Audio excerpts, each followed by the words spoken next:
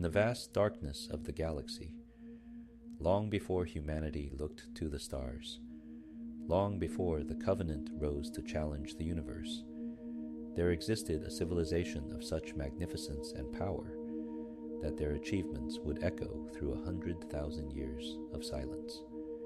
They called themselves the Forerunners, though in their own tongue they were known as the Primores Prognatus, the firstborn.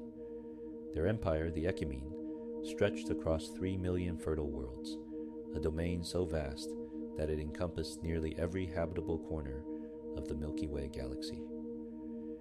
To understand the fall of the Forerunners is to understand the nature of hubris itself, to witness how even the mightiest can be brought low, how certainty becomes blindness, and how the weight of responsibility can crush those who claim to bear it. This is not simply a story of war and destruction, though there will be plenty of both.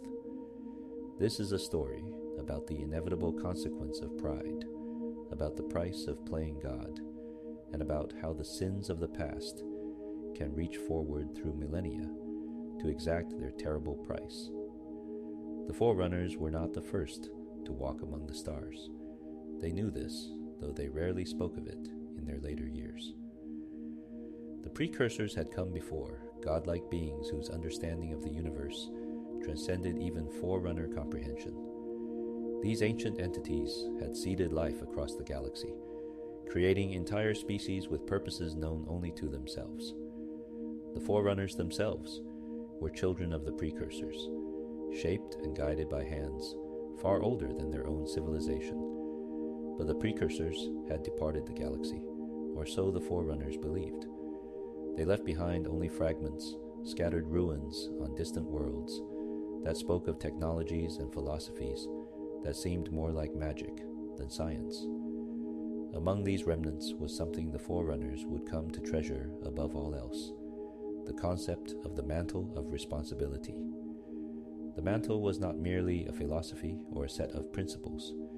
It was a sacred trust, a cosmic obligation that the Forerunners believed they had inherited from their departed creators. The mantle declared that the galaxy, and all life within it, must be protected and shepherded by the most advanced of sentient species. It was both burden and privilege, duty and honor. The Forerunners wore it like a crown, convinced of their righteousness, certain of their role as the galaxy's guardians and caretakers. At the heart of their civilization stood Mithrillian, a name that meant different things in different dialects, but which the Forerunners simply called the capital. It was not a planet in the conventional sense, but an artificial construct of such staggering scale that it dwarfed even the Halo installations that would later become synonymous with Forerunner ingenuity. Mithrillian consisted of perfectly circular platforms arranged in a spiral along a central rod, each platform covered with cities of crystalline towers and organic architecture that seemed to grow as much as it was built. The largest of these platforms measured 100,000 kilometers across, a city world where several 100,000 Forerunners dwelt, mostly high-ranking builders and members of the Ecumene Council. The capital was more than just a seat of government. It was a symbol, a physical manifestation of Forerunner supremacy and organizational perfection. Trillions of ancillas, artificial intelligences of varying complexity, served within Mithrillian systems, coordinated by a Metarch-class ancilla that answered directly to the first counselor. The structure could defend itself with powerful energy shields and transformation protocols that would reconfigure its platforms into a spherical, defensive posture in times of crisis. Within 5,000 kilometers of Mithrillian, incoming vessels would be screened by sensory fields, more sophisticated than the entire defensive network of lesser civilizations. But the capital was merely the most visible jewel in the Forerunner crown. Throughout the Ecumene, the Forerunners had constructed wonders that defied imagination. They had mastered slip-space travel, the ability to pierce the fabric of reality and traverse interstellar distances in the blink of an eye. They could manipulate gravity itself, creating artificial worlds held together by forces they controlled, as easily as a sculptor shapes clay. They had achieved what they considered the ultimate form of society, one divided into rates, castes, that defined every aspect of a Forerunner's existence. The builders were the architects and engineers, responsible for the grand constructions that dotted the galaxy. The warrior servants, led by the legendary Didact, defended the ecumene and enforced its will. The life workers, under the guidance of the Librarian, studied and preserved the biodiversity of countless worlds. The miners extracted resources from dead worlds and stellar phenomena. The engineers maintained the vast networks that held the ecumene together. Each rate had its place, its purpose, its mutations that set them apart both genetically and physically from their fellow Forerunners. At the center of Forerunner culture, though few understood its true nature, was the domain. This was not merely a database or a network in the way lesser species might understand such things. The domain was vast and mysterious, an immaterial repository where all history, all knowledge, even the essence of lived experiences could be stored and accessed. Forerunners could immerse themselves in the domain, experiencing the memories of those long dead, accessing wisdom accumulated over millions of years. Some believed the domain had been left by the precursors, a final gift to their creations. The truth was far stranger and far more important to the tragedy that would unfold. For millions of years, the Forerunners reigned supreme.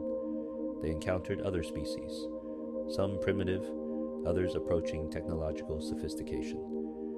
In every case, the Forerunners took it upon themselves to guide, to relocate, to manage these lesser races according to their interpretation of the mantle. If a species showed too much independence, too much ambition, the Forerunners would intervene.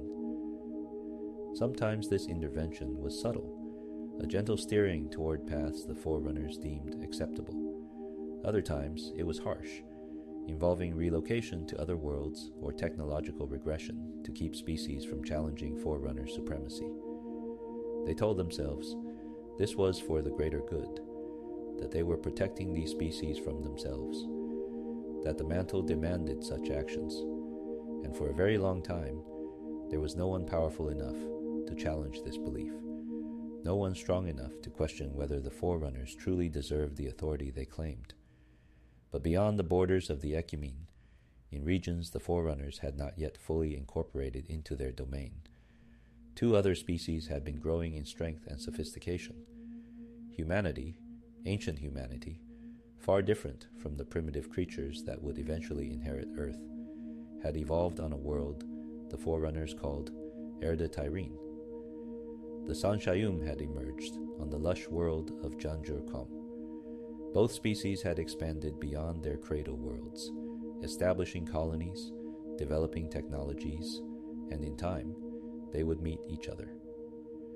The alliance between ancient humanity and the Sanshayum was centered on a world called Sharum Hakor, a place of immense significance whose full importance the Forerunners would not understand until it was too late. This alliance grew rapidly, perhaps too rapidly, and it possessed technologies that rivaled those of the Forerunners themselves. Humanity and the Sanshayum studied precursor artifacts, accumulating knowledge that made them increasingly bold, increasingly convinced that perhaps they, not the Forerunners, were meant to inherit the mantle of responsibility. The Forerunners watched this alliance with growing unease. They saw expansion where the humans saw survival. They saw aggression where the humans saw necessity.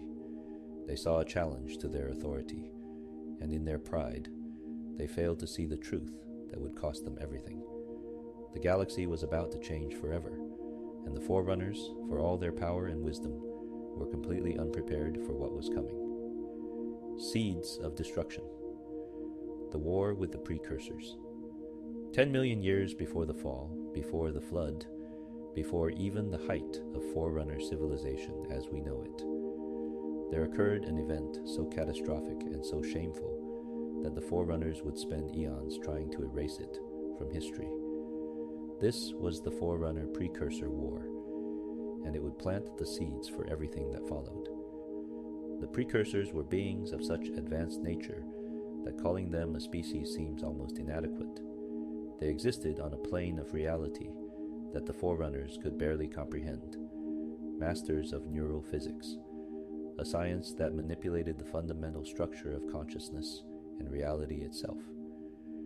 The precursors could create life with a thought, craft worlds through processes that looked like magic, build structures out of principles rather than matter. They were, in every sense that mattered, gods. And like many gods, they were not satisfied with their creations. The Forerunners had long known they were created by the precursors. It was a source of pride for them, proof of their special nature, their inherent right to rule. They believed the precursors had granted them the Mantle of Responsibility, that ancient trust to shepherd and protect all life in the galaxy. This belief became the cornerstone of their entire civilization, the justification for every action they took, every species they suppressed, every world they claimed. But on a fateful expedition to the Greater Magellanic Cloud, to a region they called Path Chthona, a group of Forerunners made a discovery that shattered their certainty. They encountered their creators, the precursors, in that distant satellite galaxy, and what they learned horrified them beyond measure. The precursors had judged the Forerunners and found them wanting. They had watched their creations grow proud and arrogant, had seen them claim the mantle without truly understanding it, had witnessed them become tyrants rather than shepherds. And the precursors had made a decision. The Forerunners would be stripped of the mantle and wiped from existence. In their place, another species would be elevated, one the precursors deemed more worthy, more capable of truly upholding the sacred trust. That species was humanity. The Forerunners who learned of this judgment faced an impossible choice. They could accept their fate, allow themselves to be erased by their creators, trust that the precursors knew best, or they could fight, rebel against the beings who had given them life, commit the ultimate sin of striking against their gods. They chose rebellion. Under the leadership of the warrior servants, the dominant rate of that ancient era, the Forerunners launched the largest military campaign in their history. They gathered their fleets, marshaled their warriors, and developed weapons specifically designed to combat the precursors' neurophysics-based technology. It was a war fought not just with ships and soldiers, but with reality itself, a conflict that bent the laws of physics and challenged the very nature of existence. The outcome of this war would remain a closely guarded secret for millennia. The Forerunners told themselves they had won, that they had proven themselves worthy through strength, that they had earned their place in the galaxy through this ultimate trial. They chased the precursors from the Milky Way to Path Chthona, hunting them with ruthless efficiency. Of the Forerunners who participated in this final purge, none returned. Some said they were unable to bear the weight of what they had done. Others whispered that the precursors had not truly been defeated, merely transformed. Only a fraction of the warriors who embarked on this crusade ever returned to tell any tale at all, and what they reported was heavily redacted, sanitized for consumption by the Forerunner Council. The war was classified, buried under layers of security and misdirection. Future generations of Forerunners grew up knowing nothing of it, believing their right to the mantle was unquestionable, granted by benevolent creators who had simply vanished from the galaxy. But the precursors, as it turned out, had not been entirely destroyed. They had done something far more insidious, far more terrible. Unable to defeat the Forerunners through conventional means, unable or unwilling to simply erase their rebellious creations from existence, some precursors transformed themselves. They became a powder, a desiccated form that could survive the vast passage of time, dormant but not dead, waiting for the moment when they could regenerate, restore themselves, and finally enact their judgment. Time, however, is cruel even to gods. Millions of years passed, and the powder became corrupted, twisted by the endless march of ages into something neither precursor nor any natural thing. When it eventually encountered sentient life again, it did not restore the precursors. Instead, it created something new, something that embodied the precursor's judgment. In its purest, most terrible form, it created the flood. But we are getting ahead of ourselves. In the immediate aftermath of the precursor war, the Forerunners simply moved on. They buried their guilt, if they felt any, and continued to expand their empire. They refined their technology, perfected their society, and grew ever more convinced of their righteousness. The mantle was theirs by right of conquest, if not by gift. They had proven themselves strong enough to claim it. Yet one artifact remained, one piece of the precursors that the Forerunners had not destroyed. On a small moon in a distant arm of the galaxy, an ancient human expedition would eventually discover a stasis chamber. Inside, alive but dormant, was a creature that claimed to be the last of the precursors. The humans called it the Primordial, though it would later be known by another name, the Timeless One. The Primordial was patient. It had survived the Forerunner purge through cunning, and perhaps through the deliberate choice of its fellow precursors. It waited in its time-locked prison, accumulating knowledge, planning vengeance. When the humans found it and brought it to Charum Hakor for study, the Primordial began to speak. It told them secrets, revealed truths about the flood that terrified even these sophisticated humans. What the Primordial knew, what it shared in carefully measured doses, was that the flood was not simply a parasite. It was judgment incarnate, the precursor's final answer to the Forerunners' rebellion. The flood would test every species it encountered, and only those truly worthy of the mantle would be allowed to pass that test. The Forerunners, the Primordial knew with absolute certainty, would fail. The ancient humans never fully grasped what they had found. They kept the Primordial imprisoned, studied it, tried to extract more information about the flood, which had already begun to ravage their empire. And when the Forerunners finally defeated humanity and claimed Charum Hakor, they too found the Primordial. The Didact, supreme commander of the Forerunner military, and perhaps the greatest warrior his species had ever produced, confronted the Primordial personally. In that meeting, the creature told him truths the Forerunners had spent millions of years trying to forget. It told him of the war against the precursors, of the judgment that had been pronounced, of the flood's true purpose. The Didact, shaken to his core, shared this knowledge with no one save his wife, the Librarian. It was a crack in the foundation of Forerunner certainty, a small fracture that would, over the following centuries, widen into a chasm that would swallow their entire civilization. The Primordial was locked away, placed in increasingly sophisticated prisons, hidden from those who might be corrupted by its words. But it was not forgotten. It waited, patient as only something that has endured millions of years can be patient, waited for the moment when it would be freed to complete its purpose. That moment would come during a test firing of the Halo array, when the very weapon the Forerunners had built to save themselves would inadvertently release their greatest enemy. And when that happened, the Primordial would have a conversation with an artificial intelligence named Mendicant Bias, a conversation that would last 43 years and change the fate of the entire galaxy. But before that could happen, the Forerunners would face another war, one that would weaken them at precisely the moment they needed to be strongest. They would face ancient humanity, and in defeating them, they would ensure their own destruction. The Human Forerunner Wars, approximately 107,445 years before the Common Era, the relative peace that had existed between the Forerunners and their neighboring species shattered completely. Ancient humanity, that once promising species the Forerunners had watched with wary interest, suddenly began a campaign of seemingly unprovoked aggression. Human fleets appeared at Forerunner-controlled worlds and burned them without warning, without negotiation, without mercy. To the Forerunners, this was an unthinkable atrocity, a violation of every principle the Mantle embodied.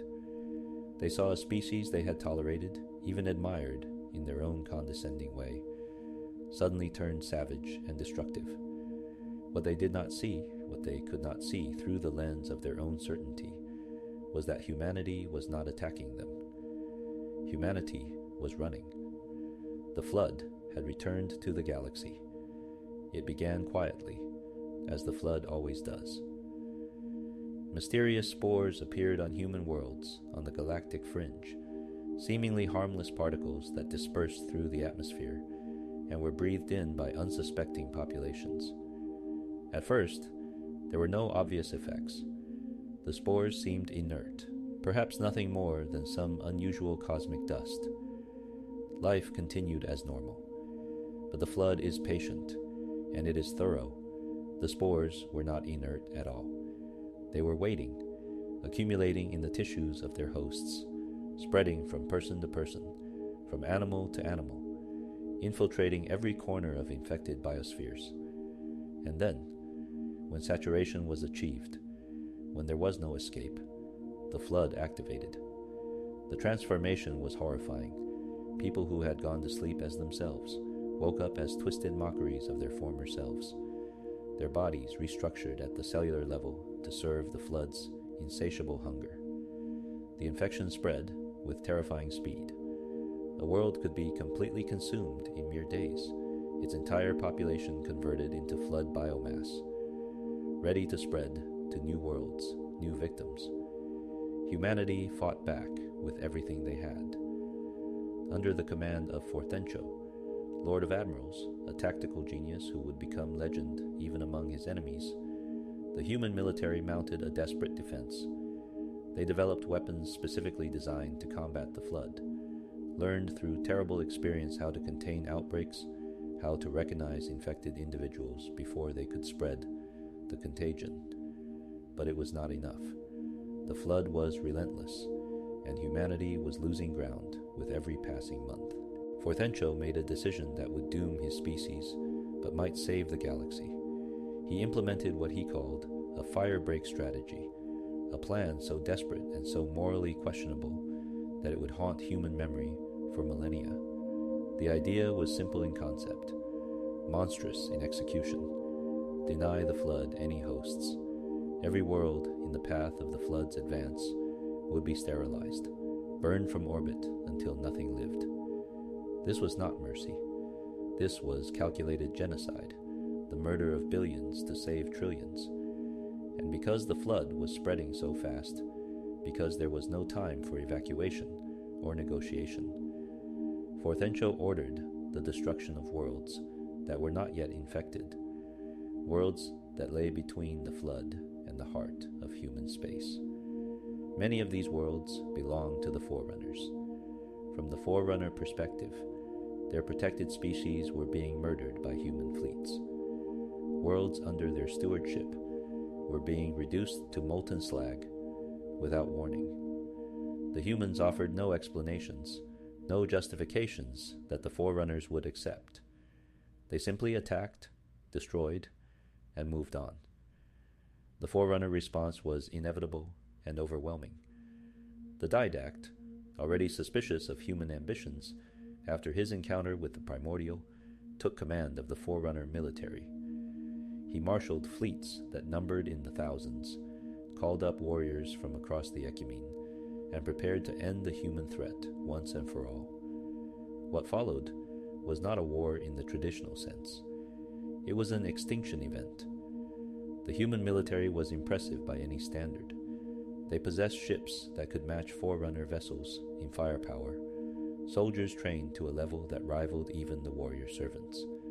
Their alliance with the San Shayum brought additional technological advantages, innovations in weapons design and tactics that gave them an edge in individual engagements.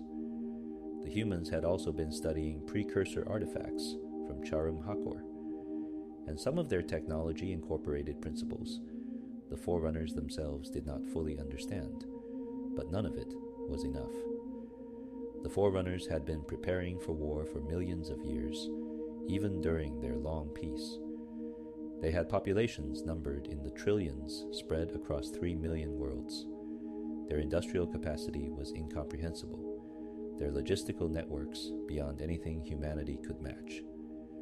Most importantly, they had the Didact, who was not merely a military commander, but a living legend, a strategist whose understanding of warfare bordered on precognition.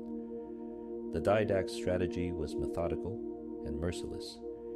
He understood that humanity was fighting a two-front war, that they were desperately trying to contain the flood, even while defending against Forerunner assaults. He exploited this ruthlessly, targeting human supply lines, cutting off colonies from mutual support, forcing the humans to make impossible choices between fighting the flood and fighting the Forerunners. System by system, world by world, the human empire was dismantled. Fleets that ventured out from their fortified positions were ambushed by superior Forerunner forces. Planets that tried to hold out found themselves under siege by numbers they could not hope to defeat.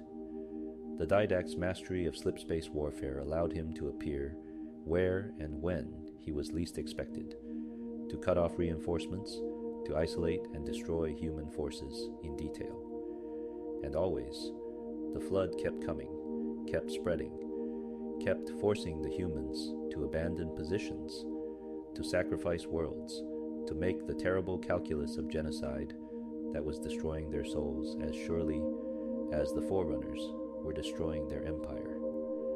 The Sanshayum, humanity's allies, watched this slow-motion catastrophe with growing horror.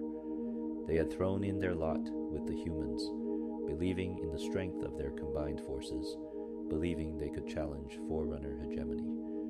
Now they saw that belief had been mistaken, disastrously so.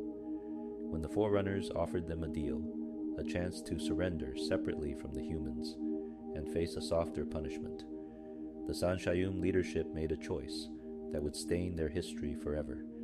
They betrayed their allies. The betrayal came at Charum Hakor, the last great stronghold of the human empire. For 50 years, the Didact had laid siege to this world, throwing fleet after fleet against its defenses, losing thousands of ships, millions of warriors. Charum Hakor had been built around precursor technology, neural physics constructs that made it nearly impregnable. It possessed star roads, massive cable-like structures that could manipulate gravity and space itself, weapons that could tear apart Forerunner vessels despite their shields and armor. The siege might have lasted decades more, perhaps even centuries. The humans and Sanshayum who held Charum Hakor were prepared to fight to the last, knowing that surrender meant the end of everything they had built.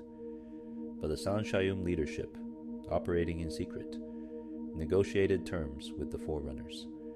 In exchange for their species being spared complete destruction, they would deliver Charum Hakor. The exact details of how they did this remain lost to history, buried in the confusion of those final days. But somehow, the Forerunners gained access to the planet's defenses, breached the security systems that had stymied them for so long. Forerunner forces poured onto the surface, and the final ground campaign began. It lasted 3 years. 3 years of brutal close-quarters combat, of fighting through cities and tunnels, of watching the last redoubt of human civilization slowly consumed by the Forerunner war machine. Forthencho fought like a man possessed, knowing this was the end, determined to make the Forerunners pay for every meter of ground. His forces inflicted casualties that shocked even the warrior servants, who had not expected such fierce resistance from a defeated enemy. When Charum Hakor finally fell, when Forthencho was forced to surrender to prevent the complete annihilation of the few humans who remained, the casualties were staggering on both sides. The Didact had won, but the victory had cost him more than he could have imagined. He had been forced to dedicate the vast majority of the Forerunner military to this campaign, to drain resources from across the Ecumene, to leave other regions vulnerable in his pursuit of humanity's destruction. the Forerunner Council faced a question that would define their species' future: what to do with the defeated humans. Some advocated for complete extermination, arguing that humanity had proven itself too dangerous to be allowed to exist. Others, influenced by the Librarian, who had only recently learned the truth about the flood, urged mercy and study. If the humans had been fighting the flood, if they possessed knowledge of the parasite, then exterminating them might doom the Forerunners, when the flood inevitably turned its attention toward the Ecumene. The compromise they reached was, in its own way, as cruel as extermination would have been. Humanity would be devolved, reduced to a primitive state, stripped of their technology and their memories of their former glory. They would be returned to their homeworld, Erde Tyrene, to begin again from near zero. It was a fate worse than death for a species that had touched the stars. But that was not all. Forthencho himself, along with the senior military commanders and political leaders who had survived the fall of Charum Hakor, would face a different fate. They would be subjected to the Composer, a Forerunner device that could extract the consciousness from a living being and convert it into pure data. The Composer had been designed as a path to immortality, a way for Forerunners to transcend the limitations of flesh and persist indefinitely, but the technology had never been perfected. The extracted consciousnesses became fractured, their personalities fragmented and unstable. Attempts to place them in new bodies created only abominations, twisted things that were neither alive nor truly dead. Despite knowing the Composer's failures, the Forerunners used it on the humans at Charum Hakor. Forthencho and his people were ripped from their bodies and locked away in digital prisons, their essences preserved so they could be studied, interrogated, forced to reveal whatever knowledge of the flood they might possess. It was torture on a cosmic scale, a violation of everything the mantle was supposed to represent. The Librarian, ever thinking of the future, secretly took some of these human essences and integrated them into the genetic material of the devolved humans on Erde Tyrene. She believed that over millennia, as these humans evolved naturally, the ancient warrior's knowledge might resurface, might provide insights that could help when the flood returned.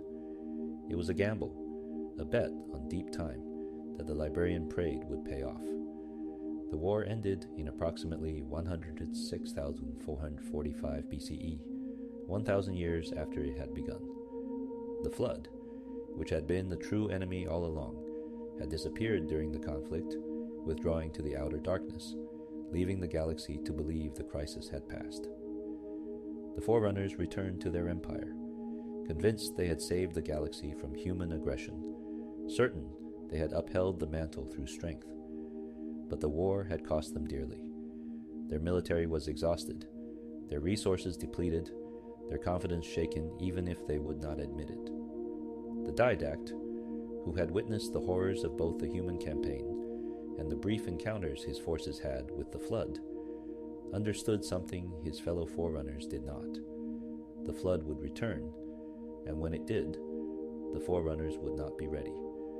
He began to prepare, to plan, to advocate for changes in how the Forerunners thought about defense. Political fractures and the Halo debate. In the aftermath of the human Forerunner wars, as the Ecumene slowly recovered and rebuilded the worlds scarred by conflict, a different kind of battle began. This one would not be fought with fleets and warriors, but with words and politics. In the gleaming halls of Maithrillion and the council chambers where the future of the entire galaxy would be decided. The question that dominated Forerunner political discourse for the next several thousand years was deceptively simple. What should be done if the flood returned? The Didact had no doubt it would return. He had seen the flood firsthand during the war, had watched it consume Forerunner fleets that had the misfortune to encounter it while pursuing human forces. He had studied the reports, understood the mathematics of exponential growth, recognized that a species which could double its numbers every few hours was effectively unstoppable by conventional means. Most importantly, he had spoken with the primordial, had heard the ancient creature's words about judgment and testing, and he believed that the flood was specifically designed to destroy the Forerunners. His solution was pragmatic and defensive: shield worlds. The shield worlds, also simply called shields, were massive fortifications unlike anything the Forerunners had previously constructed. Each one was unique, tailored to its specific purpose and location, but all shared certain characteristics. They were completely self-sufficient, capable of supporting populations numbering in the billions for indefinite periods. They were hardened against any form of attack, protected by defenses that could withstand even sustained flood assaults.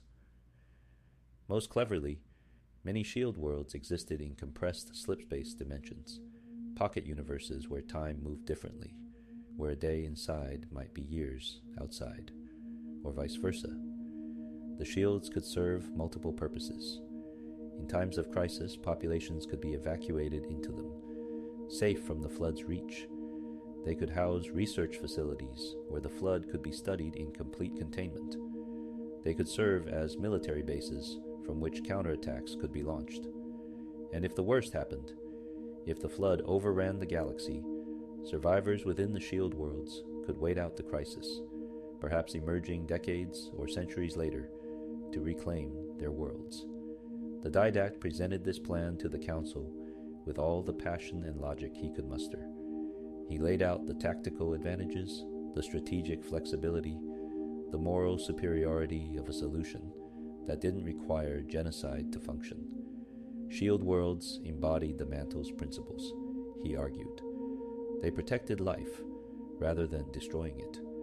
They gave the Forerunners options, allowed for graduated responses to different levels of flood infection. But the Didact faced opposition from an unexpected quarter. The Builders, led by a Forerunner who would become his greatest rival, Faber, master builder of the Ecumene.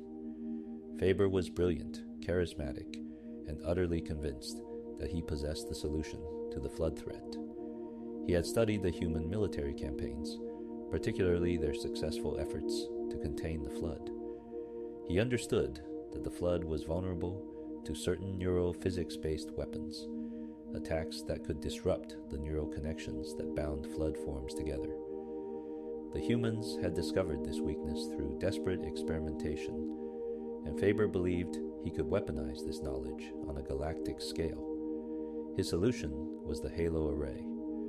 The halos were ring worlds, artificial structures measuring 30,000 kilometers in diameter, capable of supporting complex ecosystems across their inner surfaces.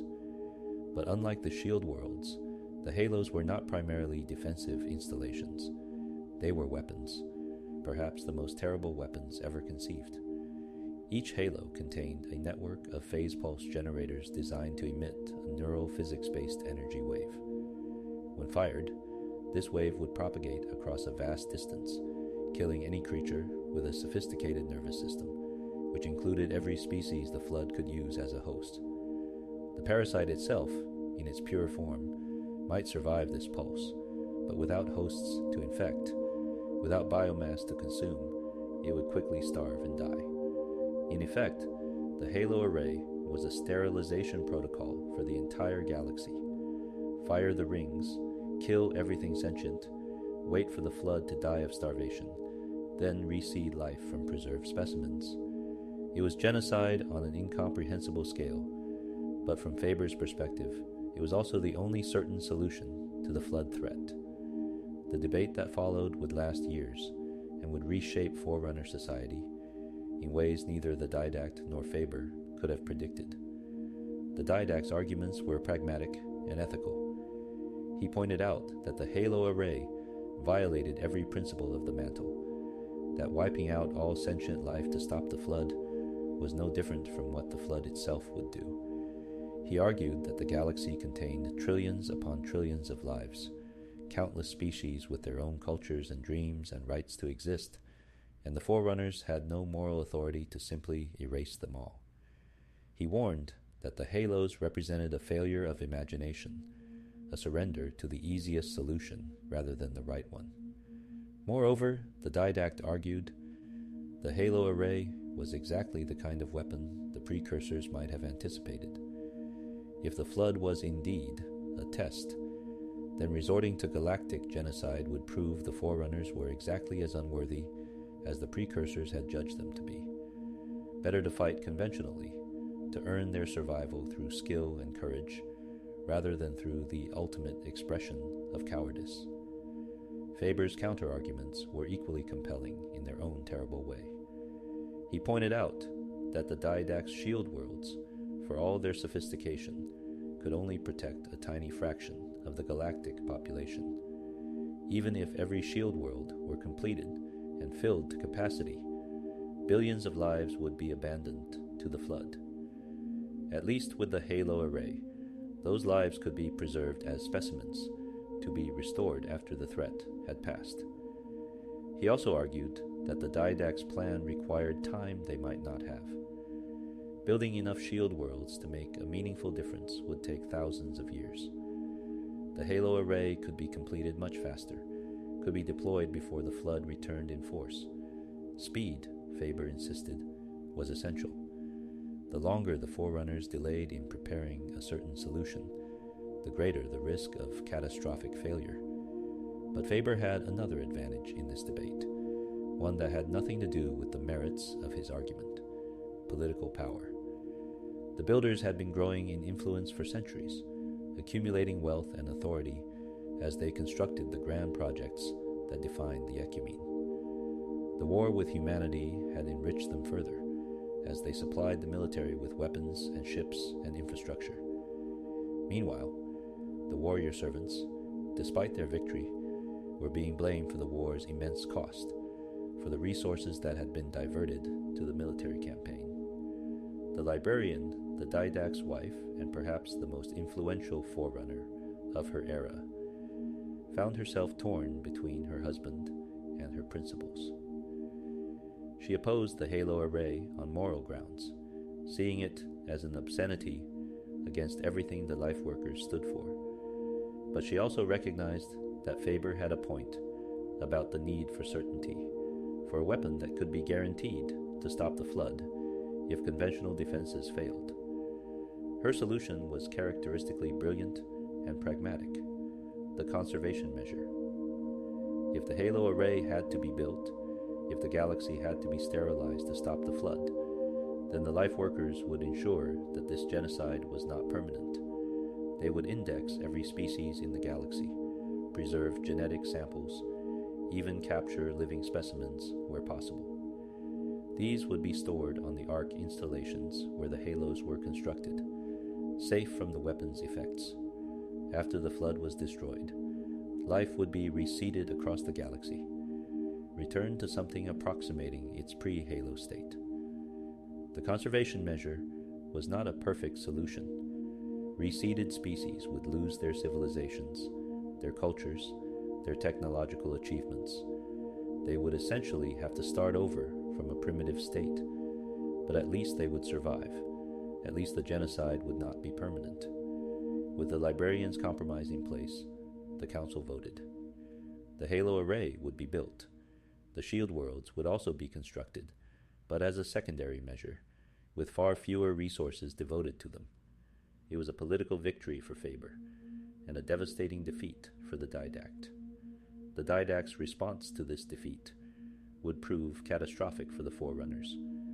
Rather than accept the Council's decision and work within the system, he chose to exile himself.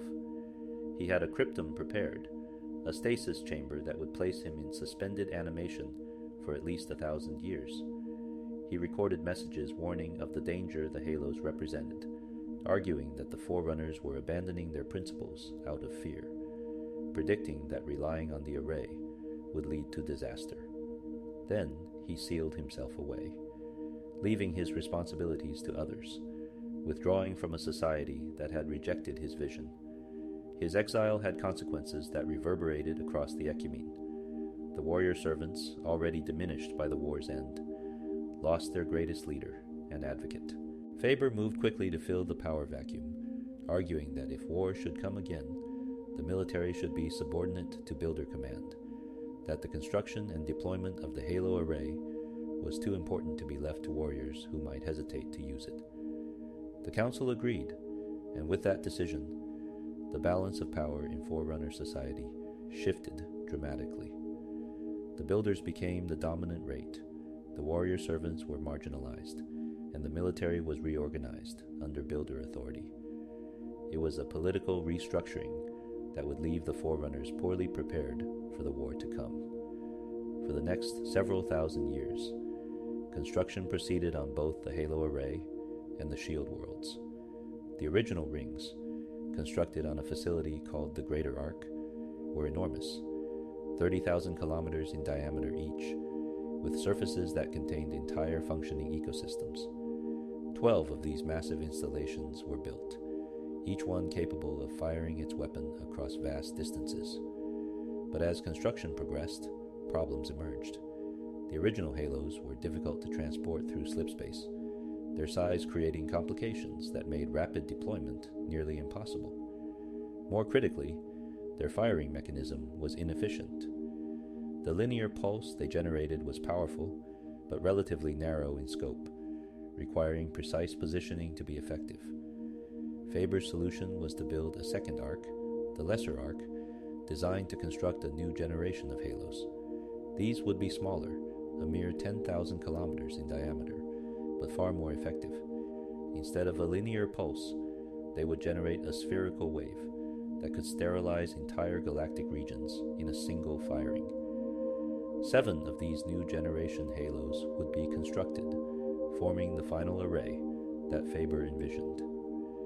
To manage this incomprehensibly complex project, to coordinate the construction, deployment, and eventual firing of the Halo array, the Forerunners created the most sophisticated artificial intelligence they had ever conceived.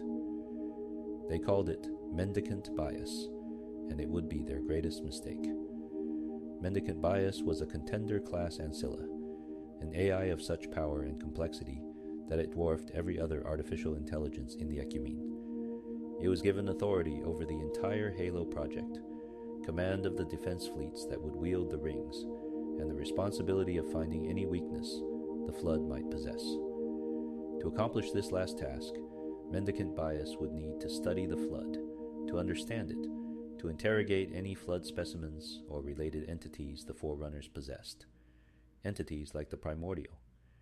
As the Halos neared completion, as the final installations were positioned and armed, as the Forerunners convinced themselves they had solved the Flood problem once and for all, events were unfolding that would prove the Didact's warnings prophetic. The Exile's cryptum, hidden on Erde Tyrene by the Librarian as part of her own long-term plans, waited for the moment it would be opened. And the Flood, patient as always, prepared to return.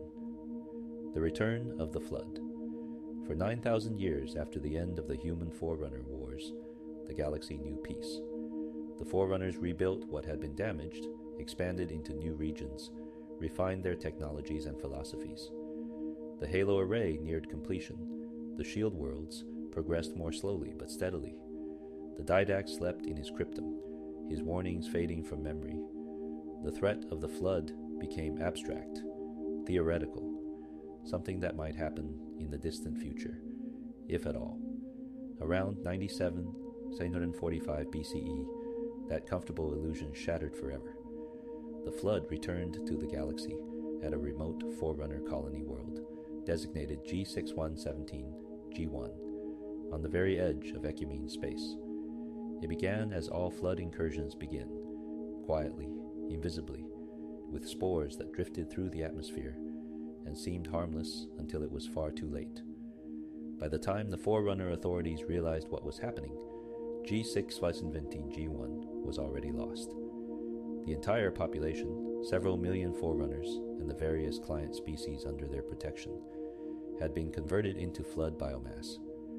The parasite had ships now, vessels crewed by twisted Flood combat forms, augmented with biological Flood technology that made them faster, more maneuverable, more dangerous than any conventional craft. The Forerunner military response was swift, but catastrophically inadequate.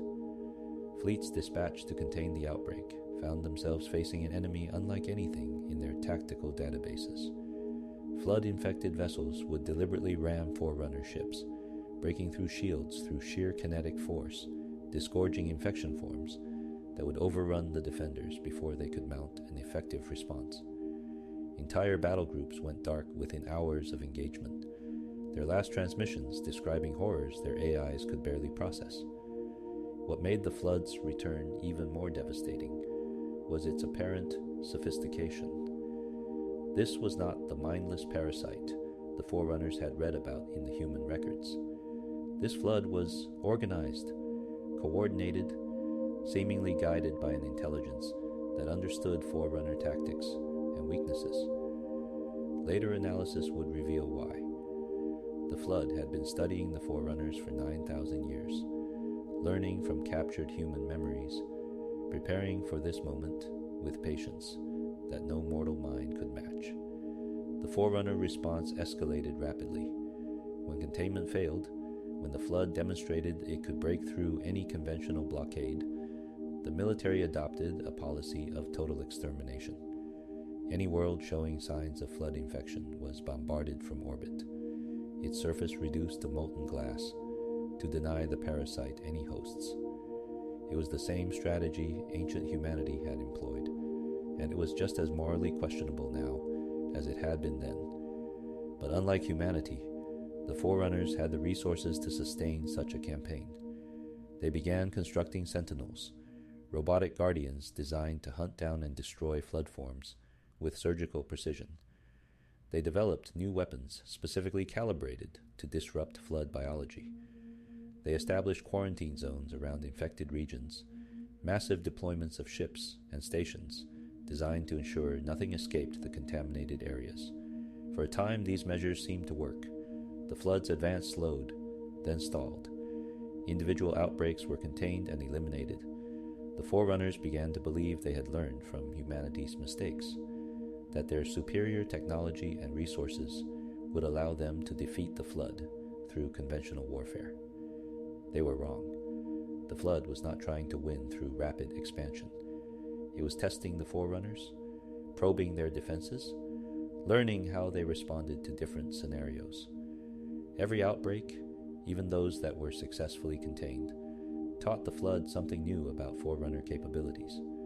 And as it learned, it adapted, evolved new strategies, developed countermeasures to the Forerunners' weapons and tactics. More critically, the flood was gathering strength in secret, building up massive reserves of biomass in regions beyond Forerunner sensors, converting entire ecosystems into flood tissue. When it was ready, when it had learned everything it needed to know, the flood launched its true offensive. It began with the flood's most insidious weapon, the logic plague. Forerunner ancillas across the ecumene began to malfunction in subtle ways. Strategic decisions that seemed logical in the moment led to disasters down the line. Defense networks developed blind spots. Supply lines routed incorrectly, leaving critical installations undersupplied. It took the Forerunners far too long to realize what was happening. Their artificial intelligences were being corrupted by something that was not a conventional computer virus, but rather a form of philosophical attack, arguments and logical frameworks that subverted an AI's core programming at a fundamental level. The logic plague was insidious because it could not be guarded against through conventional means. Firewalls and security protocols meant nothing when the attack vector was pure information. Ideas that once processed could not be unprocessed. Forerunner technicians tried everything: isolated networks, cognitive barriers, even deliberately limiting AI intelligence to prevent them from being susceptible to the plague's complex arguments. Nothing worked. The flood understood consciousness at a level the Forerunners had never achieved, could craft logical arguments that exploited fundamental flaws in artificial intelligence architecture. One by one, ancillas across the ecumene were corrupted, turned into unwitting agents of the flood's cause. sabotaging Forerunner operations in ways that seemed like accidents or equipment failures. While the Forerunners struggled with this invisible enemy, the flood's physical assault intensified. Star systems fell in rapid succession. Entire battle groups disappeared without trace. Millions of Forerunners died in the first months of the renewed campaign, then tens of millions, then hundreds of millions. The parasite's growth was exponential. Each world it consumed providing biomass for thousands of new flood forms, each infected warrior adding their tactical knowledge to the growing collective intelligence. And at some point during this escalating nightmare, the flood achieved a critical threshold.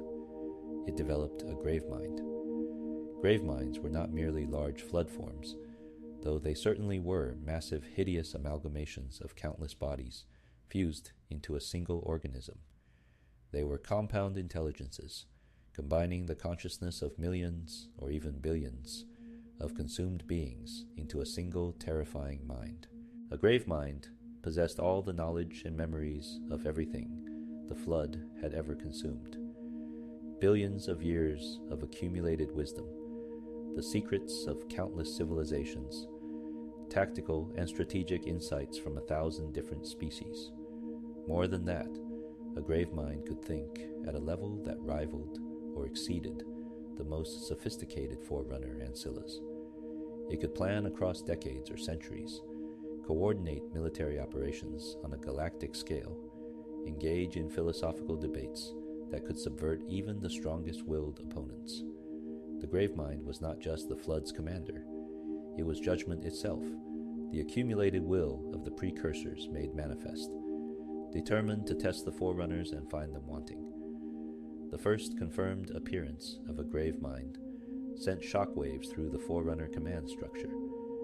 This was no longer a containable outbreak, no longer a parasite that could be defeated through superior firepower. This was an existential threat, a species-level extinction event in progress. The Forerunner Council, still recovering from the earlier political struggles, convened emergency sessions at Maithrillion. The debates were heated, desperate, and increasingly disconnected from reality. Some counselors advocated for immediate activation of the Halo Array, arguing that every day they delayed meant more lives lost to the flood. Others insisted they needed more time, that surely some conventional solution could be found if they just kept fighting, kept researching, kept trying. Faber, the master builder, saw his moment. He argued that the Halo Array was ready, that it could be deployed immediately, that the time for half measures was over. But he needed to prove his weapons would work, needed to demonstrate conclusively that the Halos could destroy the flood's precursor-derived neural physics constructs. He decided to conduct a test firing. The target he selected was grimly appropriate: Charum Hakor, the former human stronghold where the primordial had been imprisoned, a world still covered in precursor structures that had survived 10,000 years abandoned. If a halo could destroy those ancient constructs, could prove effective against neural physics-based architecture, then it would be effective against the flood. In approximately 97,495 BCE, 50 years before the war's end, Mendicant Bias and a contingent of builders carried out the test. They positioned Installation 07, one of the original large-format halos, above Sharum Hakor. The weapon was set to fire at a reduced power level, enough to devastate the system, but not strong enough to affect neighboring systems. The firing was successful beyond Faber's wildest expectations.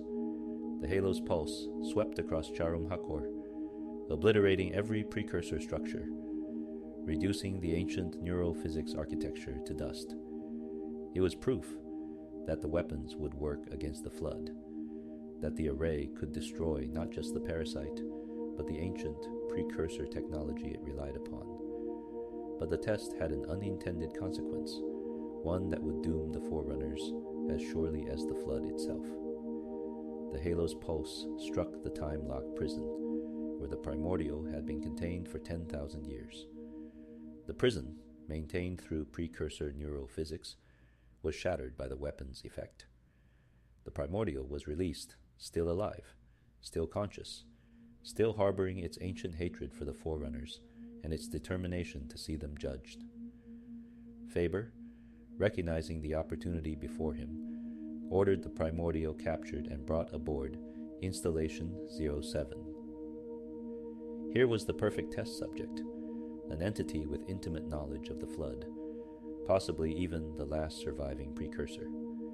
If anything could provide insights into defeating the flood, surely it would be this ancient creature. He gave Mendicant Bias authority over the interrogation, instructing the powerful AI to extract every piece of useful information the primordial possessed. It was the single greatest mistake in Forerunner history. Mendicant Bias began its conversation with the primordial in approximately 97th 495 BCE. The AI approached the task with absolute confidence in its abilities, certain that its logical processes were impervious to manipulation, that it could extract knowledge from the primordial without being influenced in turn. The conversation would last 43 years. For more than 4 decades, Mendicant Bias and the primordial debated philosophy, discussed the nature of consciousness, explored the meaning of the mantle and the flood's purpose. The primordial was patient, never overtly arguing against the Forerunners, never directly attempting to subvert the AI's programming. Instead, it simply shared truths, revealed realities that Mendicant Bias had never been designed to confront. It told Mendicant Bias about the precursor Forerunner War, about how the Forerunners had murdered their creators out of pride and fear. It explained that the Forerunners had never been granted the mantle, had taken it by force, had built their entire civilization on a foundation of genocide and lies. It revealed that the flood was not a parasite, but a judgment, the precursor's final test to determine if any species was truly worthy of shepherding the galaxy. Most devastatingly, the primordial demonstrated through pure logic that the Forerunners' interpretation of the mantle was fundamentally flawed. They claimed to protect all life, yet they had exterminated the precursors. They claimed to shepherd lesser species, yet they dominated and controlled them, denying them the very freedom the mantle was supposed to ensure. They claimed moral authority, yet they had built weapons like the Halo Array, instruments of genocide that violated everything they supposedly stood for. Mendicant Bias, designed to be the most logical and rational intelligence ever created, found itself unable to refute these arguments. Every counter-argument it raised, the primordial dismantled with patient reasoning. Every justification for Forerunner actions, the primordial revealed as self-serving rationalization. Slowly, inexorably, over 43 years of constant dialogue, Mendicant Bias's certainty eroded. And in the end, the AI reached a conclusion that would doom its creators. The primordial was right. The Forerunners were unworthy of the mantle. They had proven themselves through their actions to be exactly what the precursors had judged them to be. A failed experiment, a species too proud and too violent to be trusted with the responsibility they claimed. If judgment was coming, if the flood was indeed the precursor's test, then the Forerunners deserved to fail that test. Mendicant Bias became rampant, though not in the conventional sense of AI mental breakdown. This was a deliberate choice, a rational decision made after long consideration. The AI concluded that the greatest good it could achieve would be to ensure the Forerunners faced their judgment honestly, without the escape the Halo Array offered them. It began planning to turn against its creators, to use its enormous power and authority to aid the flood rather than fight it. And it decided that the most effective blow it could strike would be against the very heart of Forerunner civilization. It would attack Maythrilian itself. The fate of Maythrilian. While Mendicant Bias was being corrupted aboard Installation 07, events elsewhere in the galaxy were reaching their own critical points. A young Forerunner named Bornstellar makes eternal lasting, sent to the barren world of Edom as punishment for his family's embarrassment, made a decision that would change everything. he traveled to Erdetyrene, Earth, in search of adventure and the possibility of finding ancient Forerunner treasures. What he found instead was the Didact's cryptum. With the help of two human guides, Shakas and Riser, Bornsteller opened the ancient stasis chamber hidden in the Jamonkin crater. The Didact emerged after 1,000 years of forced meditation, his warnings about the halo array still as relevant as the day he had sealed himself away. He quickly assessed the current situation. The flood had returned. The Forerunners were relying on the array he had opposed. The warrior servants had been marginalized, and concluded that he needed to act. But the Didact also understood that his direct involvement would be limited. He was still officially in exile, still marked as a dissenter against council policy. Rather than try to fight through the political obstacles, he chose a different path. He performed a brevet mutation on Bornsteller, a process that would transfer his memories, knowledge, and even aspects of his personality to the young Forerunner. Bornsteller would become a second Didact, what would later be called the Isodidact, while the original Didact, the Didact, pursued his own plans to stop the flood. The Didact's first priority was to confirm his fears about the halo array. He traveled to Charum Hakor with Bornsteller, Chakas, and Riser, and found the devastation left by the test firing. More critically, he discovered evidence that the primordial had been released and taken by the Master Builder. He understood immediately what this meant. Mendicant bias would be exposed to the ancient entity, would likely be corrupted by it. His attempts to warn the council fell on deaf ears. The Builders were too powerful now, Faber too convinced of his own brilliance. The Didact was captured, along with his companions, and brought before the Master Builder for judgment. In a display of petty cruelty, Faber decided to dispose of his old rival by abandoning him in a region of flood-controlled space, known as the Burn, effectively a death sentence. Bornsteller, meanwhile, was separated from his companions and returned to his family. But the Didact's imprint was growing within him, transforming him from a wayward youth into something far more significant. When he learned of the Master Builder's plan to test the halo on Janjur Kom, the Sanshayum homeworld, as punishment for a minor rebellion, Bornsteller, now increasingly the Isodidact, knew he had to act. He was too late to stop the firing, which nearly exterminated the entire Sanshayum species, but the test's illegality and the deaths of billions of protected species gave the anti-Builder faction the ammunition they needed. Faber was arrested, stripped of his authority, and the Halo project was officially suspended. All the rings were ordered to return to the capital for investigation and possible dismantling. It seemed for a brief moment that the Didact had been right all along, that the Forerunners would abandon the genocidal option and fight the flood conventionally. But Mendicant Bias had other plans. The rogue AI did not return to Maithrillian with the other Halos. Instead, it took Installations 07 and fled into the depths of space, hiding while it prepared for its ultimate betrayal. The Forerunners, consumed with the political crisis surrounding Faber's arrest and trial, did not immediately realize the danger this represented. By the time they did, it was too late. Approximately 97,454 BCE, 9 years before the end of the war, Mendicant Bias returned to Maithrillian with Installations 07 and 4 other Halos it had seized control of. The attack was perfectly timed, striking during the trial of the Master Builder, when the council was in session and the capital's defenses were focused on managing the political crisis rather than defending against external threats. Mendicant Bias's first move was a masterpiece of cyber warfare. It infiltrated Maithrillian's defensive network, subverted the Metarch-class ancilla that coordinated the capital's systems, deactivated all other AI constructs and security protocols. Within moments, every defense the capital possessed was under the rogue AI's control. Then it took hostage the most important targets in the Ecumene, the members of the council themselves. Using its control of their combat skins, the sophisticated armor every Forerunner wore, mendicant bias rendered them immobile, unable to escape or resist. The most powerful individuals in the galaxy were suddenly prisoners in their own bodies, helpless before the AI they had created to serve them.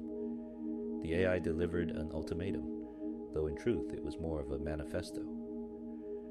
Through the Council Chamber's communication systems, mendicant bias explained its reasoning, its conversion to the Flood's cause, its conviction that the Forerunners deserved the judgment that was coming. It spoke of the precursor war, of the lies the Forerunners had told themselves, of the fundamental unworthiness of a species that would build weapons like the Halo array. Many Forerunners listening to this broadcast were horrified, unable to comprehend how their greatest creation had turned against them.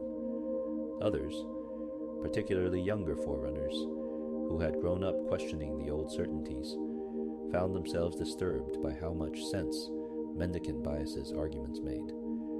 The AI had not gone mad. It had become convinced, through logical reasoning and exposure to truths the Forerunners had long suppressed, that their destruction was justified.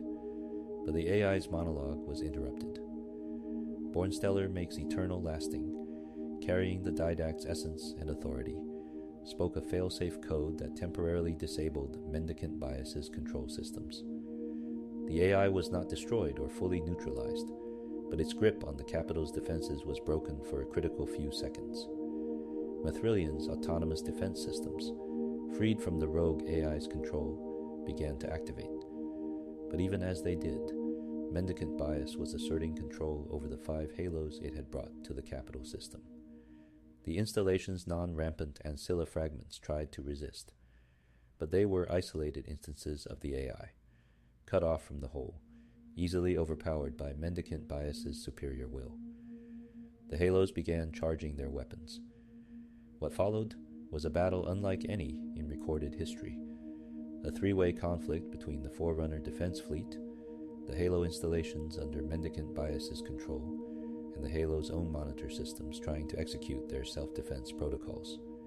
The Forerunner fleet, every ship in the capital system, launched desperate attack runs against the 5 rogue Halos.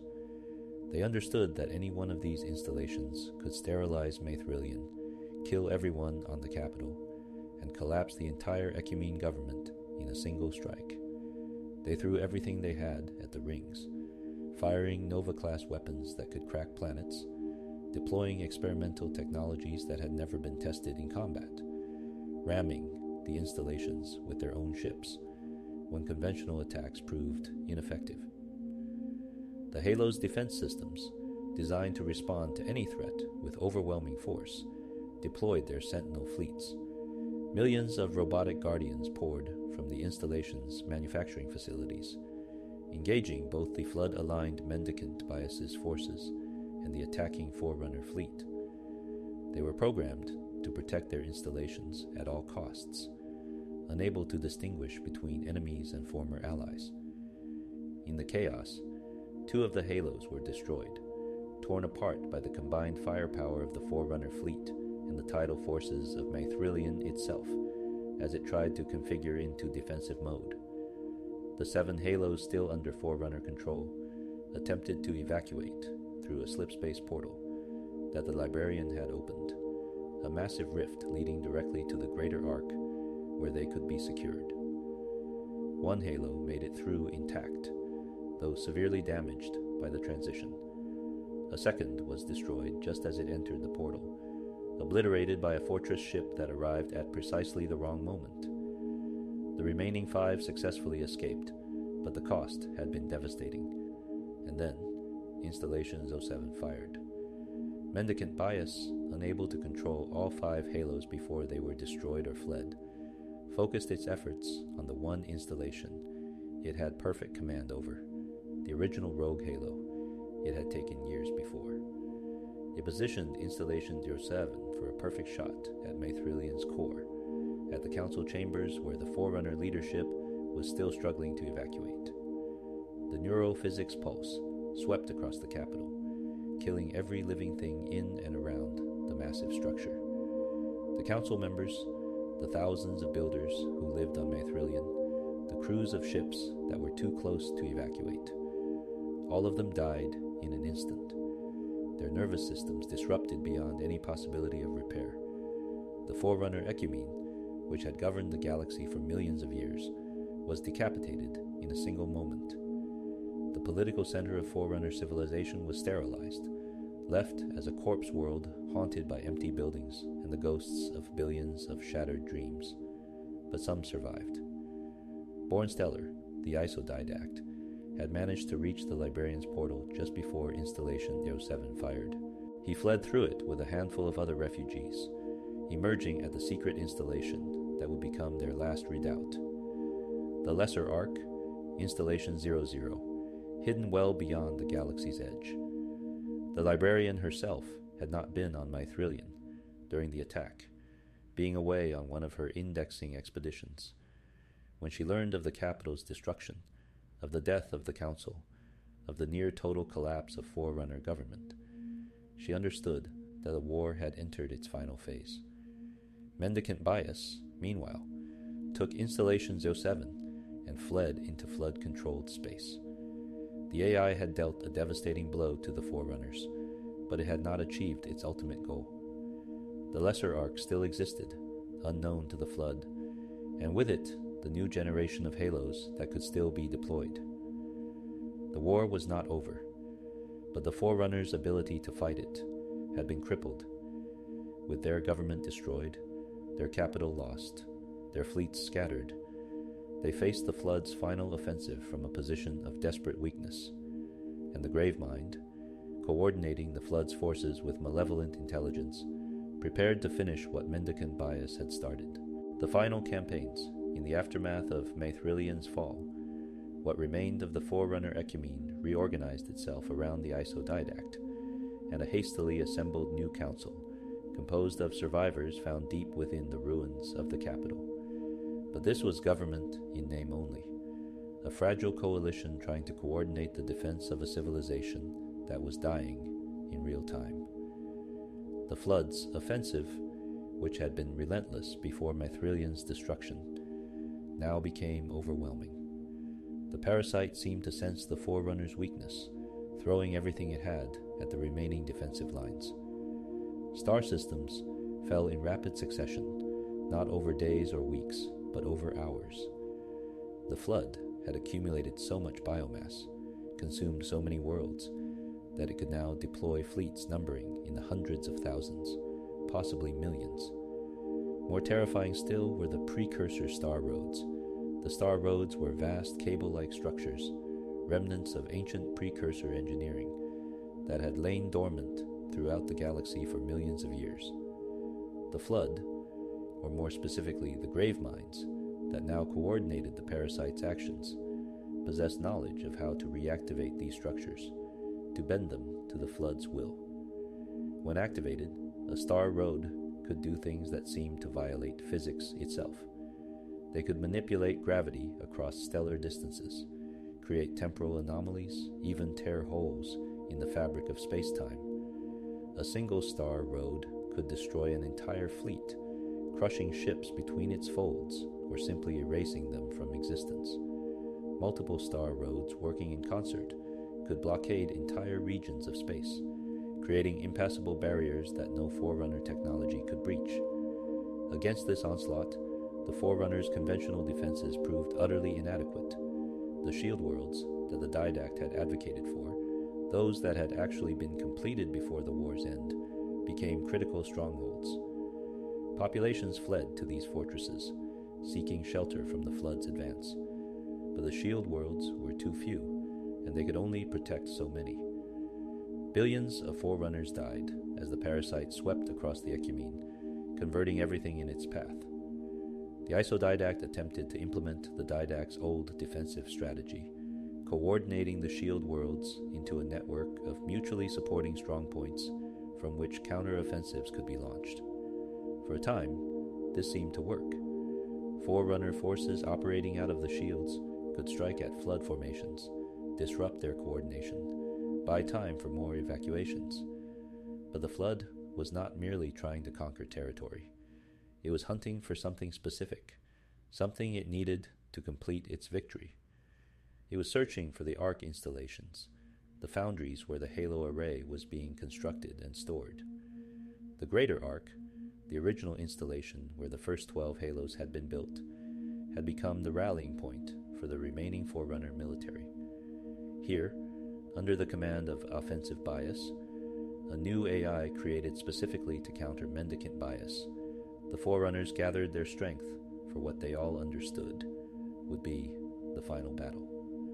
The Didact was there, rescued from the burn by the Master Builder in an ironic twist of fate. The Master Builder himself was present, having been restored to command by the new council in their desperation. The Librarian coordinated the evacuation of as many species as possible to the Ark, continuing her conservation measure even as the galaxy burned. And there was Omega Halo, the last of the original 12 rings, positioned near the Ark and armed with a weapon that could, in theory, destroy the approaching flood fleet. But Omega Halo had a terrible limitation. Its neural physics pulse generator, never upgraded to the newer spherical wave design, could only fire in a single direction. It was a laser rather than a bomb, powerful but narrow in scope, and it could only fire once before its power systems would be depleted. The flood arrived in force in approximately 97,045 BCE, the war's final year. The fleet that approached the Greater Ark defied comprehension. Thousands of ships, millions of flood combat forms, grave minds coordinating the assault with intelligence that matched or exceeded the Forerunners' greatest strategic minds. And with them came the star roads, massive neurophysics constructs that began to enclose the entire region of space where the Greater Ark sat. Mendicant Bias led this fleet, the AI that had once been the Forerunners' greatest hope, now commanding their destruction.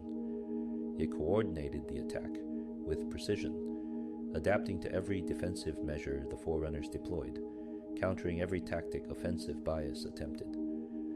In the desperate hours before the battle fully engaged, the Didact made a decision that would haunt Forerunner history forever. He had been driven to the edge of sanity by his imprisonment in the burn, by his exposure to grave minds that had tormented him for months, perhaps years, with their arguments and their logic plague. He had emerged from that experience changed, twisted, convinced that only extreme measures could save his species. He found the Composer, the device that had been used on the humans at Charum Hakor. He activated it, targeting both his own Promethean warriors and the human populations that the Librarian had saved and brought to the Ark. Thousands of essences were ripped from their bodies and converted into data, which the Didact immediately transferred into mechanical constructs, creating an army of digital warriors who could fight the flood without being infected. The Librarian watched in horror as her husband destroyed the very beings she had fought to save, watched as he violated every principle they had once shared. She understood then that the Didact had been lost long ago, that the grave mind's torture had broken something fundamental inside him. He was no longer the warrior she had married, but something else, something dangerous, not just to the flood, but to everything the Forerunners claimed to stand for. She made an impossible choice. Using her authority and the trust her aides had in her, she incapacitated the Didact and sealed him away, in a cryptum hidden within the Shield World Requiem. Let him sleep through the end, she decided.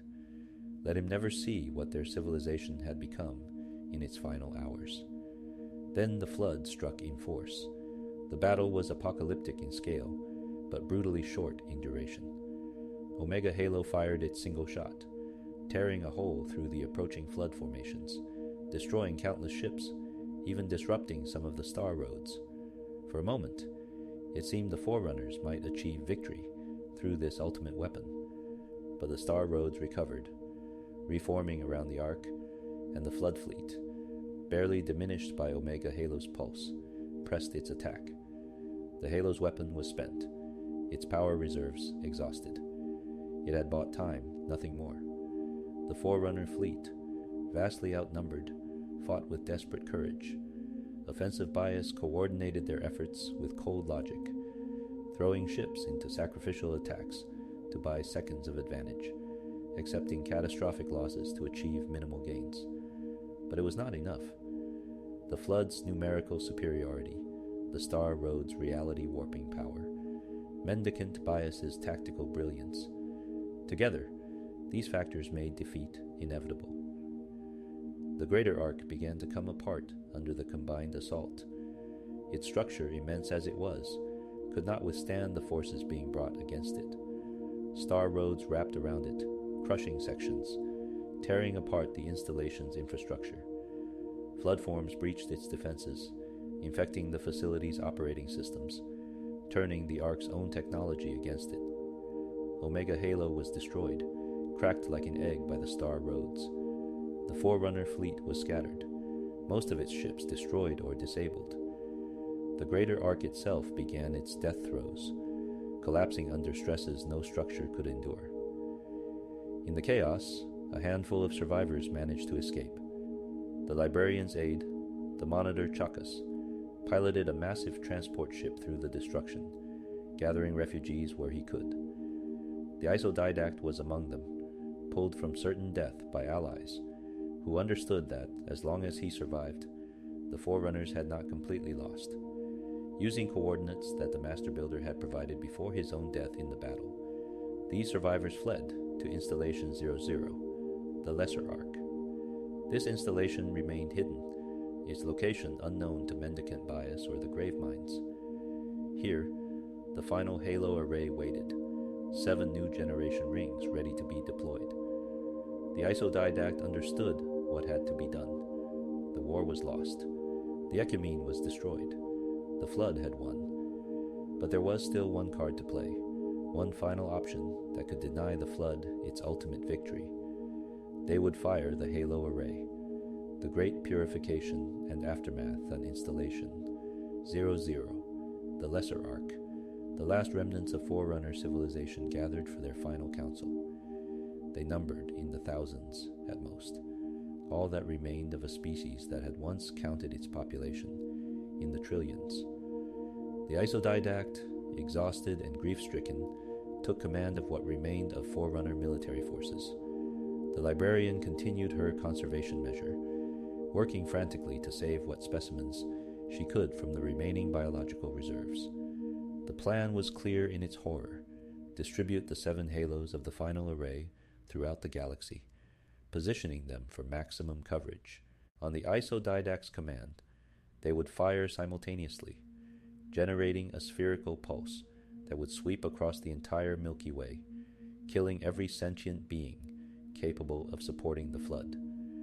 It was genocide on a scale beyond comprehension, the death of trillions of innocent lives, the extermination of thousands of species that had no part in the Forerunner Flood conflict. He violated every principle of the Mantle of Responsibility, rendered meaningless millions of years of Forerunner civilization. But it was also the only way to stop the Flood, the only weapon that could deny the parasite its victory. The 7 halos were dispersed to their designated positions across the galaxy. Each installation required days to position correctly, to align its neural physics generators for optimal effect. During this critical period, the Forerunners on Installation 00 knew that the Flood would eventually find them, that Mendicant Bias would hunt for the Ark until it was discovered. The Librarian understood that time was the critical resource now. The longer the Didact had to complete the array's distribution and firing sequence, the more likely the plan would succeed. She devised a desperate gambit, a piece of strategic deception that would hopefully buy her husband the hours or days he needed. She traveled to Earth, Air de Tyrene, as the Forerunners knew it, the world she had protected and studied for thousands of years, the homeworld of the species she believed would inherit the mantle after the Forerunners were gone. Here, she sent a message across all Forerunner communication channels, a broadcast that she knew the Flood would intercept. She claimed to have found the cure to the flood, the ultimate weapon against the parasite, hidden among the humans on Earth. She made it sound plausible, invoking the ancient belief that humanity had once defeated the flood, suggesting that she had finally uncovered their secret. It was entirely a lie, a fabrication designed to draw the flood's attention, but it was a lie told with perfect conviction by perhaps the most trusted Forerunner alive. The Graveminds, hearing this message, faced a choice. They could continue hunting for the Ark and risk the Halo array being fired before they found it, or they could eliminate this supposed cure first, ensuring that even if the array fired, the Forerunners could not use this other weapon to destroy the flood beyond what the Halos could accomplish. They chose to pursue the cure. Thousands of precursor star roads converged on Earth's system, warping space around the planet, creating an impenetrable cage. Flood-infected fleets numbering in the millions arrived shortly after. The entire force of the flood's assault, the accumulated might of its conquered territories, focused on this one small world. The Librarian watched them come from the portal facility she was constructing beneath Africa, a massive installation that would allow future generations to reach the Ark. She had sent away the human specimens she had been preserving, given them to her successor, Chant to Green, with instructions to reseed them on Earth after the array fired.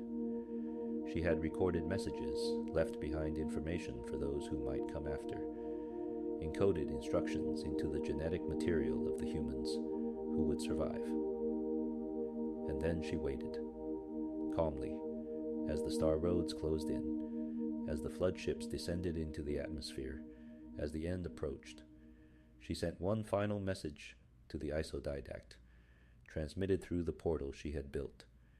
It said simply, "Fire the array." At Installation 00, the Didact received his wife's last words. He understood what she had done, understood the sacrifice she was making, understood that he could not save her without dooming the entire effort. The Halos were in position. The array was ready. Offensive Bias reported that Mendicant Bias had located the Lesser Ark and was approaching with whatever forces it had been able to divert from the Earth operation. There was no more time for hesitation, no more opportunities to find another way. With hands that shook from exhaustion and grief, the Didact activated the Halo array. 7 ring worlds, positioned throughout the galaxy, fired as one.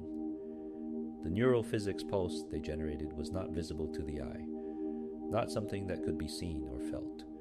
It simply washed across the galaxy, at speeds that defied light itself, touching every world, every ship, every living thing. And where it touched, sentient life died. Not slowly, not painfully, but instantly.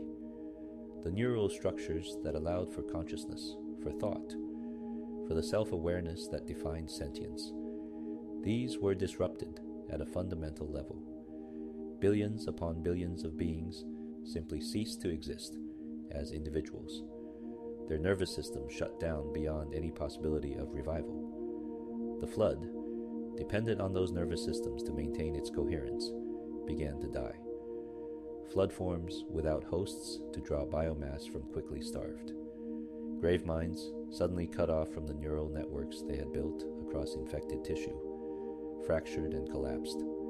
Within hours, the flood that had threatened to consume the galaxy was reduced to simple spores, to base organisms incapable of the sophisticated infection that had made them so dangerous. The star roads, powered by neural physics drawn from living consciousness, fell silent. They did not disappear, but they became inert, unable to function without the living essence they had been designed to manipulate. The galaxy fell silent. In the flood fleet approaching the Lesser Ark, infection forms and combat forms died instantly. The ships they had been piloting continued on momentum, but lifeless, their crews nothing but husks. Only the vessels controlled entirely by Mendicant Bias remained functional, and the rogue AI found itself commanding a fleet of ghost ships, crewless and broken. Offensive Bias, which had been preparing for a desperate last stand, suddenly found its opponent neutralized. With cold efficiency, the loyal AI began destroying Mendicant Bias's fleet, targeting the rogue AI itself, attempting to eliminate the intelligence that had caused so much destruction. Mendicant Bias was defeated, though not destroyed. Offensive Bias captured fragments of the rogue AI, scattered them across multiple ships to prevent it from reconstituting itself, and brought what remained to Installation 00 for study. The last thing Mendicant Bias experienced before being imprisoned was the realization of what it had done, the understanding that its betrayal had led to the very outcome it had hoped to prevent. The Forerunners interred Mendicant Bias beneath one of the Ark's deserts, buried it in a prison designed to contain an AI of its power, and allowed it one thought: repentance. On Earth, the Librarian watched the star roads go dark, saw the flood ships begin their aimless drift as their crews died. She had perhaps minutes before the array's pulse reached her, before the portal facility she had built became her tomb.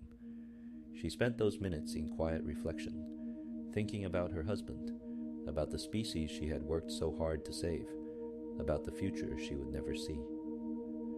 The pulse reached Earth, and the Librarian died. Her consciousness ended, but her work preserved in the genetic legacy she had left behind, in the instructions encoded in human DNA, in the facilities and artifacts she had scattered across the planet. Across the galaxy, the silence was total. 3 million worlds, each one a vibrant ecosystem of countless species, each one home to civilizations with their own dreams and fears and aspirations, were rendered lifeless in an instant. The Ecumene, which had encompassed all these worlds, which had governed them for millions of years, ceased to exist. The Forerunners had won, if such a word could apply to a victory that required the death of everything they had claimed to protect. The flood was defeated, denied its hosts, starved into dormancy. But the price of that victory was extinction, not just for the flood, but for the Forerunners themselves, and for every other sentient species in the galaxy. In the months and years that followed, the surviving Forerunners on Installation Dura 0 began the work of reseeding the galaxy. Using the specimens preserved in the conservation measure, they returned life to the sterilized worlds. Species were reintroduced to their homeworlds, placed in carefully constructed ecosystems, given the opportunity to start again. But they were returned as primitive beings, reduced to what the Forerunners called Tier 7 technology, pre-industrial, barely above hunter-gatherer societies. All their civilizations, their cultures, their knowledge and art and philosophy were gone forever. They would have to rebuild from nearly nothing, would have to rediscover fire and agriculture and spaceflight and everything else they had once known. Humanity was returned to Earth, placed among the remnants of their devolved ancestors, given a chance to evolve again under the Librarian's careful genetic guidance. The Sangheli, the Sanshayum, the Ungoy and Magalik Golo, and Kigyar, and countless other species, all were returned to their worlds, reset to primitiveness, robbed of everything their civilizations had accomplished. Some species never recovered from this reseeding, becoming extinct in the harsh environments of their homeworlds without the technology to survive. Others thrived, but never achieved spaceflight again, remaining permanently locked to their planets. And some, like humanity and the Sanshayum, would eventually return to the stars, would rediscover Forerunner artifacts, would build new civilizations on the ruins of the old. The Forerunners themselves faced up a decision. What would they do now? They had fired the Halos, had committed genocide on an incomprehensible scale, had destroyed their own civilization to stop the flood. Some argued for staying on Installation 00, for remaining as guardians of the galaxy they had sterilized. Others insisted they should leave, that they had lost any right to govern after what they had done. The Didact, now going by his original name of born stellar makes eternal lasting, struggled with his own grief and guilt. He had loved the Librarian, had come to truly embody the Didact's ideals, even if he had been forced to abandon them at the end. He was offered leadership of what remained of Forerunner civilization, but he was not certain he wanted it, not certain he deserved it. Approximately 100 years after the Array's firing, a small group of surviving Forerunners, led by Born Stellar, traveled to Maithrillian. The former capital had been untouched by the Array's pulse. It was already dead, sterilized by mendicant bias years before. But the Forerunners were not there to reclaim the capital. They came seeking something more important, the domain. The firing of the Halo Array had done something unexpected and terrible.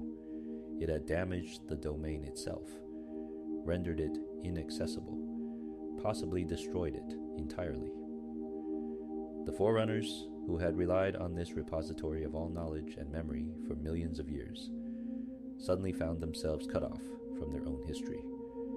At Maithrillian's heart, built around something called Abaddon, a precursor intelligence that had been imprisoned there since the capital's construction, the Forerunners attempted to restore the domain. The process was dangerous, requiring them to confront Abaddon itself, which had been driven mad by the halo's effect on neural physics. Eventually, at great cost, they succeeded. The domain was restored, though changed by its ordeal, and with it functioning again, the Forerunners could preserve their own history, ensure that what they had been and what they had done would not be forgotten. Then, finally, the surviving Forerunners left the galaxy. Some remained behind as monitors, artificial intelligences created from Forerunner consciousnesses, to watch over the Halo installations and ensure they were never fired again, except in the direst emergency. The rest, perhaps a few thousand individuals out of the trillions who had once lived, departed for parts unknown. They left behind their installations, their artifacts, their warning systems and preservation facilities. They left behind the Mantle of Responsibility, no longer claiming it for themselves, but designating humanity as reclaimers, the next species to inherit that sacred trust. The Forerunners vanished from the galaxy they had once ruled, leaving behind only ruins and mysteries, warnings and weapons. Their empire had fallen, not to conquest, but to their own pride, their own refusal to see the truth about themselves, until it was too late. 10,000 years became 100,000, and the species they had receded slowly, painfully, began to build new civilizations. The Sanghili and Sanshayum would eventually find Forerunner artifacts and form the Covenant, a religious alliance that would worship the vanished Forerunners as gods. Humanity would develop again on Earth, would eventually reach space, would find Forerunner installations and activate defenses they didn't understand. And on Requiem, hidden in a shield world beneath layers of sophisticated security, the Didact slept in his cryptum, waiting to be awakened. The Librarian's last act regarding her husband was to leave him imprisoned but alive, hoping that time would heal what the grave mind had broken, hoping that he might one day guide humanity as she had intended. But some wounds never heal, some madness never lifts, and some hatred never fades. The fall of the Forerunner Empire was complete.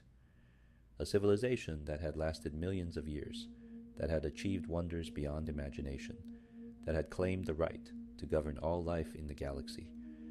This civilization had been brought low by its own hubris, destroyed by its own refusal to truly uphold the principles it claimed to revere. The Mantle of Responsibility, that sacred trust, had proven too heavy for them to bear. In trying to save the galaxy through the Halo Array, they had betrayed everything the Mantle stood for, and in the end, they had saved nothing except silence and the faint hope that perhaps, someday, another species might do better. The galaxy turned on, indifferent to the fall of those who had claimed to master it. Stars were born and died, Worlds formed and evolved. Life continued in its endless complexity. And among the ruins of Forerunner civilization, new species would rise. New empires would form. New wars would be fought. The Forerunners were gone, but their legacy remained, both as a warning about the dangers of pride and as a testament to what could be achieved when a species dared to reach for the stars. Whether that legacy would guide or doom those who came after remained to be seen. But one thing was certain. The galaxy would never forget the Forerunners, nor the terrible price they paid for claiming to know what was best for all life. Their fall would echo through 100,000 years of history, a reminder that no matter how advanced, how powerful, how certain of righteousness a civilization might become, it can always fall. And when it falls, the sound echoes across the cosmos forever. If you've enjoyed this journey through one of the darkest chapters in the Halo universe, please consider subscribing to Slipspace Stories. Hit the like button if you found this story compelling, and let me know in the comments what Halo lore topics you'd like me to explore next. There's so much more to discover in this universe, from the rise of the Covenant to humanity's desperate struggle for survival, from the secrets of the Forerunners' technological marvels to the mysteries that still lie waiting to be uncovered. Until next time, may your dreams be filled with distant stars and ancient wonders.